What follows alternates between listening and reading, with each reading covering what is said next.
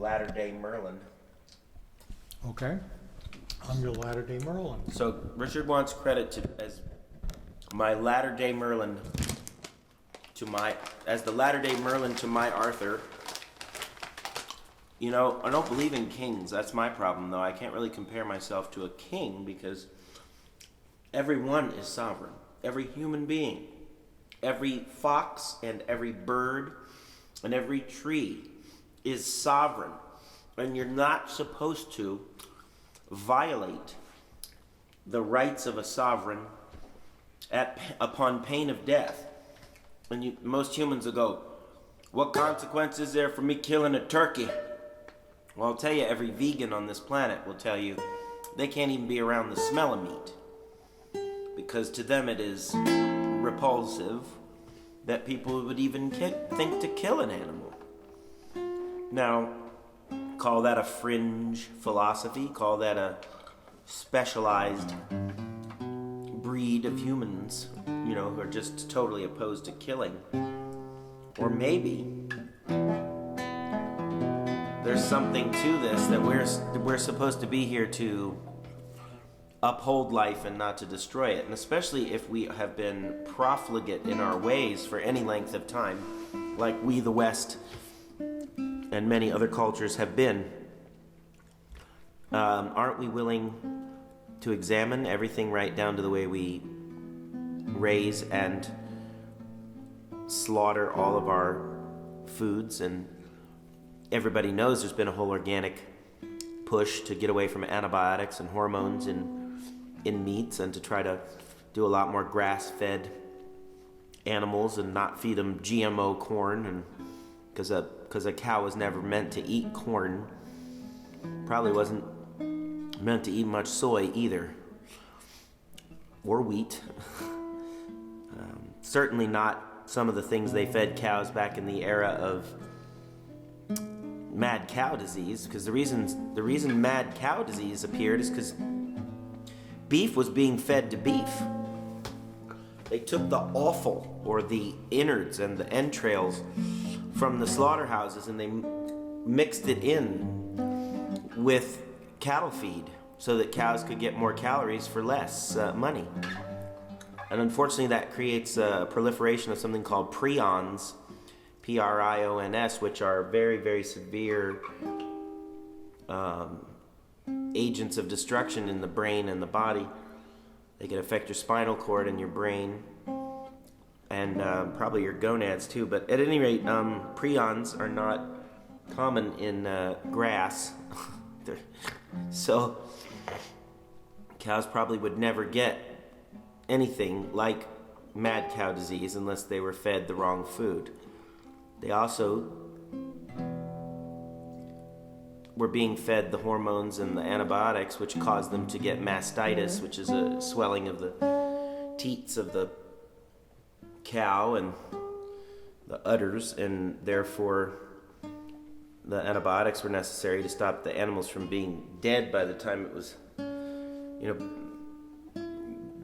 by the time they were ready for market, or by the time that you wanted to maximize milk production out of them. You realize you're going to have to give them the hormones to get 20 or 30% more yield out of them, which is the crux of the problem with industrial agriculture, is that we treat it as a machine instead of a living organism. And organic and permaculture practices are meant to steer us away from that runaway train of disrespect for nature. So vegans are trying to do the same thing, I'm pretty sure, despite the fact they just can't stomach it. They don't want to contribute to the inhumane practices and the global greenhouse gases and the general abuse of lands and commercial approaches to food are fraught with problems, including food miles. And the only way to restore sanity to those food systems and to our lives in America is to adopt a principle that goes beyond organic, goes beyond non-GMO, and it's called Usufruct. Usufruct means you need to understand what the total destructive impact of all of your buying decisions is. If you buy land and you mortgage it to a bank, and the cost of paying the loans on the bank, making the payments on the bank loan is greater than anything that the land can sustainably produce in yields, then you have just used up all the usufruct of the land by over-encumbering it to the bank.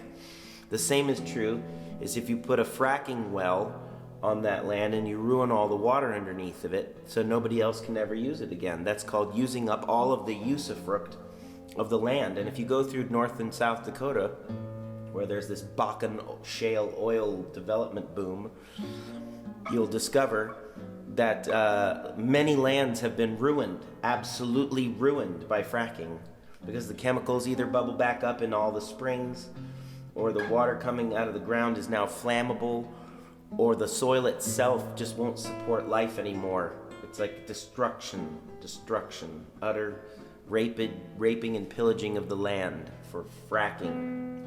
Now, the only reason we do that is because we don't have enough imagination as a society to get out from the fossil fuel nightmare, from the oil dependency that we have.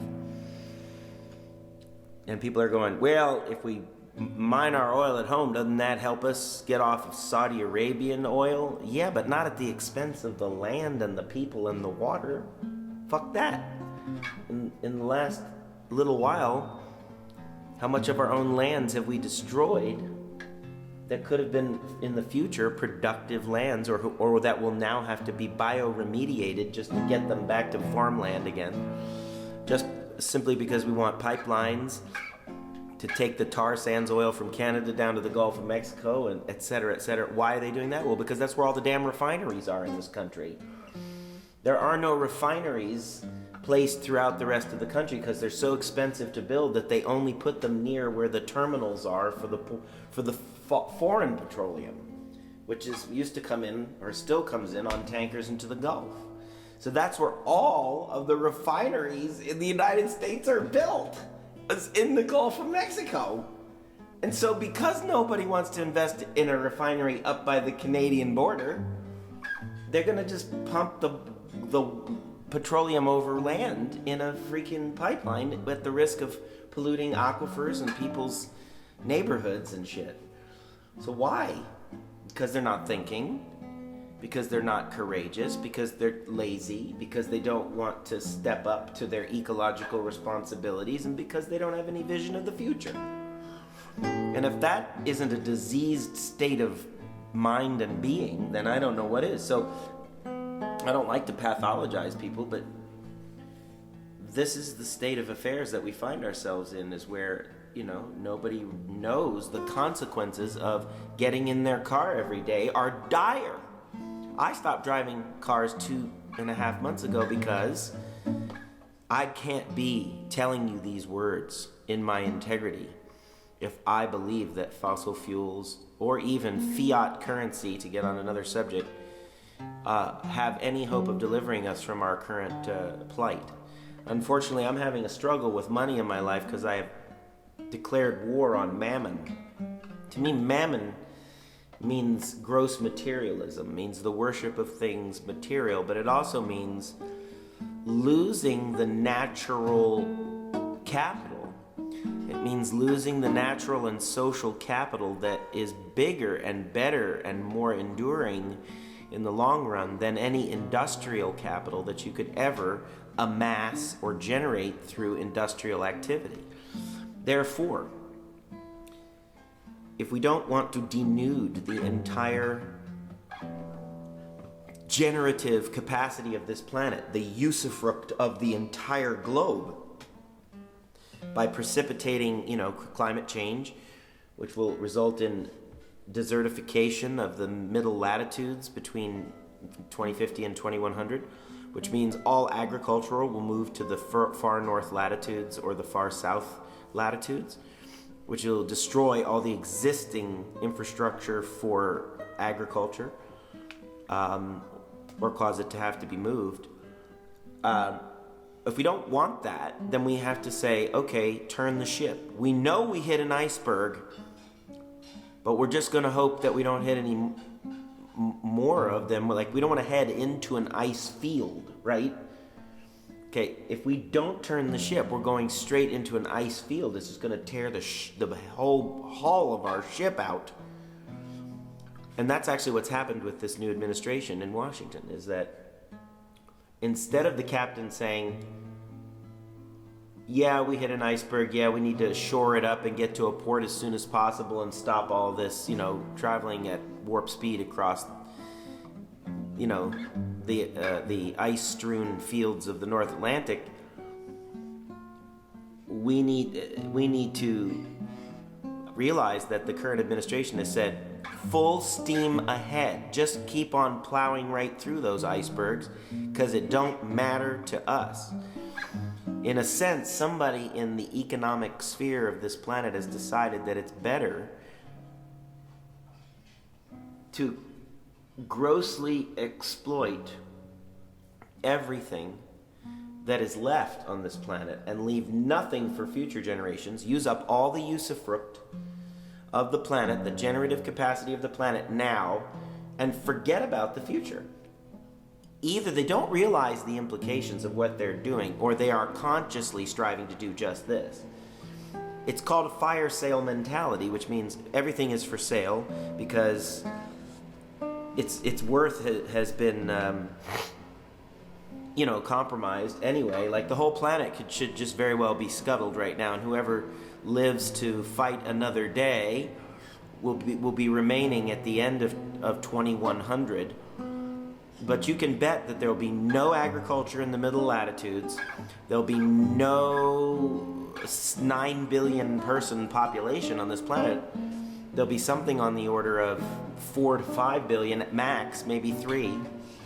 Because all the rest of us will have starved to death or have been flooded out of our cities, or the nuclear reactors on the coasts will have all gone supercritical due to inundations like we saw at Fukushima, and the whole game will be up. So why do we want that kind of reality, especially when we have this beautiful music in the background which speaks to the possibility of another world where culture prevails, where dancing and feasting and appreciation of the natural world are still a central part of human culture instead of a dystopian struggle for survival. How do these words roll off my tongue? I guess because I do believe them. Just like my guitar friend here believes that his fingers are striking exactly the right note and playing exactly the right chords. He doesn't know for sure, but he knows something is guiding those fingers. Something is making music through him. The muse behind his music is the same one, or a similar one, to the muse behind my words, and it means that my music will go on and his music will go on even after us, because the muses are saying these things. Okay, gods and goddesses and angels and divas of the nether worlds are trying to pour conscious information into the minds and hearts of human beings on a daily basis, and if they listen, then they become the instruments of those muses, and therefore have no choice but to follow that call. The call of the soul, the call of the transpersonal awareness which knows truth through direct understanding, or gnosis, that understands things because they are self-evident. Just like Thomas Jefferson said, we hold certain truths to be self-evident. What does self-evident mean? You don't have to tell me, because I see it. Don't even tell me that it's wrong for fascists to corrupt the United States government and use up all the usufruct of this land by banishing the EPA and dumping coal mine waste in streams, as they've been doing in the Appalachian mountains and blowing off the tops of mountains in Appalachia and just letting all of the coal go down into the streams. Do you know they just reversed a law that Obama, I believe, ensured stayed in place or put in place that would prevent that. So it's an all, like, what is the word? Open season on water quality. It's open season on the rights of nature. They're up for grabs. Anybody want to open the national parks to mining and oil exploration? Yeah, let's just do everything we need to survive and not think about the seventh generation. That's a good idea. Let's just be selfish and use up all the usufruct. Well, you know what Thomas Jefferson also said about usufruct? He said, it is not within the rights of one generation to encumber all future generations to a form of slavery or disenfranchisement due to using up the usufruct. That's not the right of us, because these things belong to future generations as much as they belong to us. So you are not granted the authority by nature. By nature, and these are self-evident principles, friends, you are not granted the authority by nature to destroy nature. And in fact, by doing that, you will be punished. Now, how will you be punished? Because you will wreak upon your children's children a horrific nightmare that the only way they could ever get out from under it would be to be as egregious and unfeeling and callous as you are about the way you're proceeding. So at any rate, if you have a heart and you're not like the Grinch, you will listen to the cries of children unborn and not say that you're pro-life when you're really pro-death because you support the abolishment of the EPA and the banning of the word climate change or words climate change from the EPA as a whole. I don't know if you know that, but the EPA has just banned, the Environmental Protection Agency has just banned the use of the words climate change from the entire organization. And you can't even come and speak at the EPA without being told these words are forbidden from being used within this department's precincts. In summation, I think I'll just have to say that usufruct is the operative word. If somebody doesn't know what usufruct means, then they're basically dumb. If not dumb, then criminal. If not criminal, then diseased at some level, meaning they need to be hospitalized for their own good and for the good of society. You don't let people with smallpox walk around at a kindergarten and spread the frickin' disease everywhere. You put them in a sanatorium and treat them for their disease. Now that's how I look at the Trump administration, is these are diseased individuals who do not have any business being anywhere but in the hospital. So the only way to take them out of power is to step up as leaders of the Usufruct revolution. Of course, we can't call it that because that does not roll off the tongue. Call it the Green Revolution or whatever. But of course, that contingent within society that has vilified Greens and environmentalists will just get even more acrimonious in their opposition to the idea of something like a carbon tax or what have you. But I think we can get around that. And the way is by creating jobs. I know how to create 14 million jobs reforesting the United States of America. And if I can't do it, then I can be impeached. In fact, I would make just one campaign promise if I were to run for president, which I already did run for during this past election cycle.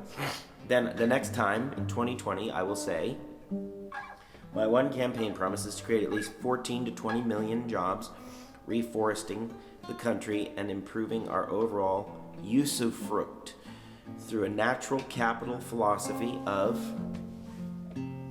ensuring that not only this generation, but many generations to come can count on the ecosystem goods and services being in place to support our industrial economy if we even choose to have one. If we don't do that, then the natural capital sphere will continue to collapse, the social capital sphere will continue to be stressed, and the industrial capital sphere will implode into utter depravity because it'll be too expensive to bring resources into cities. So people will have to move out of cities. And when they get out of cities, they'll have no skills whatsoever in homesteading or pioneering their lives. So they'll have to learn all that. And there may be disruption, such as militias who want to hold on to, some measure of control over certain areas. And there are areas you will not want to go to in the United States because they'll be controlled by militia. And the government won't have the resources to combat every militia either. It'll be way too much pandemonium. So it wouldn't take much to get us there from here. In fact, maybe they're even trying to create the conditions that would necessarily ensure this happens, because they want to see where the chips will fall after the fall of America.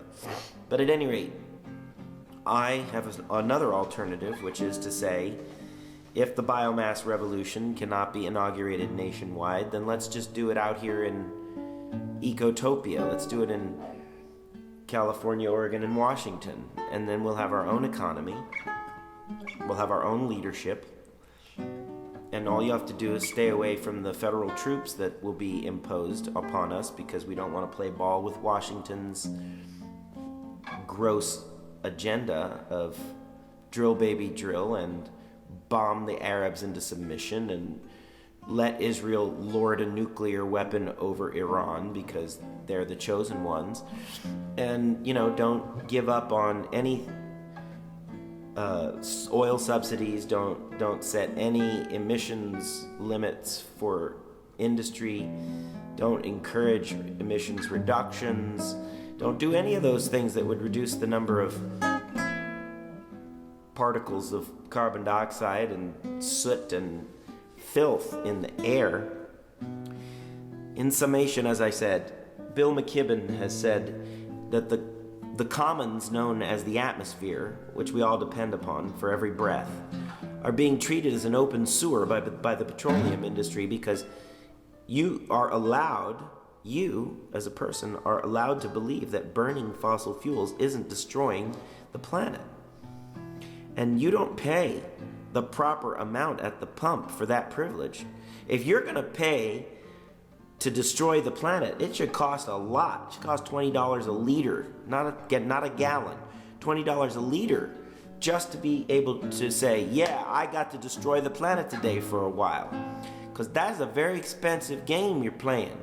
And why is that? Because we need to take the rest of the money above and beyond what it costs to produce oil and invest it in repairing the damage being done by hapless consumers, or shall we say wanton consumers, who only care about getting from A to B, and they don't care about the seventh generation any more than industry does, because they've been led to believe that it's okay. But once you start doing an environmental assessment of where we are in the 21st century, you know it's not okay to treat the atmosphere as an open sewer, because the atmosphere regulates climate. And if the atmosphere is not able to regulate climate, then we won't have agriculture. We won't have rain. We'll have wildfires that destroy large areas of the country. We will have social disruption and discord and reduced economic activity. So why do we want all that? It's a fait accompli. If that's what we want, we'll let the current agenda run unopposed and unabated. If we don't, we'll stop pursuing money as an end in itself, and we'll make sure that the natural capital and the social capital of our communities are stewarded first before we get concerned about whether we're going to have any money in the bank or the credit union. The credit union is a good thing compared to a bank, because it's usually not terribly usurious, and it invests a bunch of its profits, if not all of its profits, right back into the community. So, That's a different thing than a bank, is the credit union. But money itself is an instrument of control, as we've said elsewhere. And why is that? Because it's based on infinite debt and infinite growth. Two things which are both false in the eyes of nature. Now, nature, you would say, doesn't have an opinion, but she does, because she's made up of a certain set of laws that the universe has delegated to her, or that she has delegated to herself. And those laws are that planets are not possessed of infinite resources, at least not for a voracious appetite like 9 billion human beings are going to have in a few years. So, the likes of E.O. Wilson and many others will tell you that while we are the dominant animal on this planet, our dominance is the problem, because we have no understanding of usufruct, and we have no understanding of eating ourselves out of house and home, because we're still in the midst of doing it. We haven't absolutely destroyed the richness and diversity and climatological systems and or hydrological integrity of this planet. We have not even really experienced a serious solar flare yet, which will take out all the satellites if it happens. And then where will we be? Well, right back to pioneer days. So my aim as a final solution, oh boy, that's a heavy term, is to teach people how to farm again, to teach people how to grow forests again, to teach people how easily they can feed themselves without money. Because food is free. Food is free. Food is free. Food does not cost money because it grows at the behest of nature. And all you have to do is dedicate enough belief and devotional practice to growing food to know that she does 90% of the work. And if she does, Mother Nature does 90% of the work, doesn't she deserve the larger share of the profits? Which means we keep her intact. We don't destroy her capacity to be a burgeoning source of mutual support. Mutual meaning all of her soil organisms, all of her insects, all of her plants, all of her bees and pollinators, all of her worms, all of her fungi, all of her human stewards, and all of the invisible creatures that are looking on while we're in the garden. They are symbiotically linked, every one. They are not separate biomes, but one larger holon of integral union. And without that, humankind is dust.